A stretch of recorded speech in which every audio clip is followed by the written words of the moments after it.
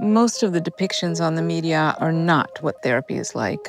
We wanted to create a documentary that captures what therapy is really like. The slowness of it, the authenticity of it, the delicacy of it. That was really appealing to me.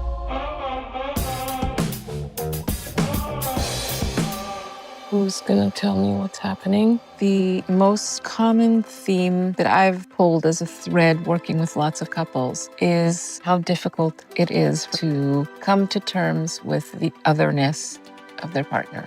With the fact that we're all different. When they're confronted with their partner's otherness, people's first reaction is to try to figure out who's right, who's wrong, who's good, who's bad. We often hear feedback from viewers that they start off having deep identification or empathy for one of the characters and dislike for the other. And over time, by getting to know each of the people on the show, they come to feel for them. It's learning something about our humanity. You'll find that we're all more alike than we think.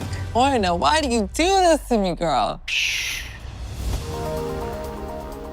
It's not easy to find a therapist, especially nowadays, because therapists are really booked up. There are certain areas of the country where it's hard to find a therapist, period, just because there are not many of them. If you know people that are in therapy, ask them to ask their therapist for referrals. That's the best way. Psychology Today has like a website full of therapists that describe little blurbs about themselves that is actually a very good tool. Psychoanalytic training institutes often have clinics that offer reduced fee therapy and offer the therapist supervision.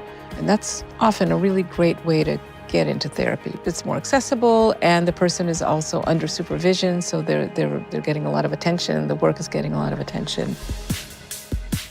You don't have to totally prepare for a first session. Just come as you are, as honestly as you can, and assume that the person you're talking to is not there to judge you, but wants to actually help you with whatever you need. Don't waste your or your therapist's time not talking honestly about things. Really important self-care.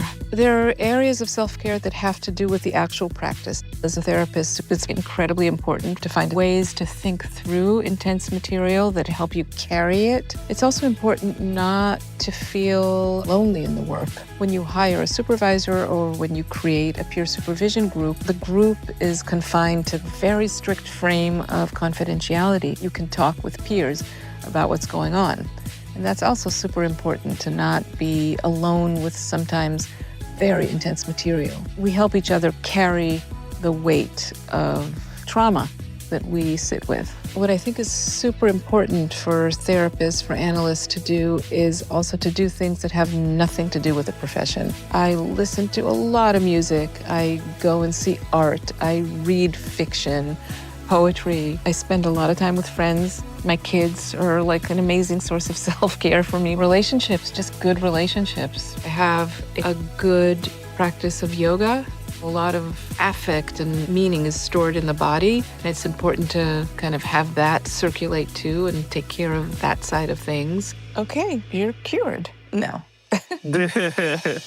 I'm hoping that the show increases people's capacity for compassion, both for themselves and for other people. Hold multiple perspectives in mind, not just your own. That's our goal. Find it at www.psycortex.in.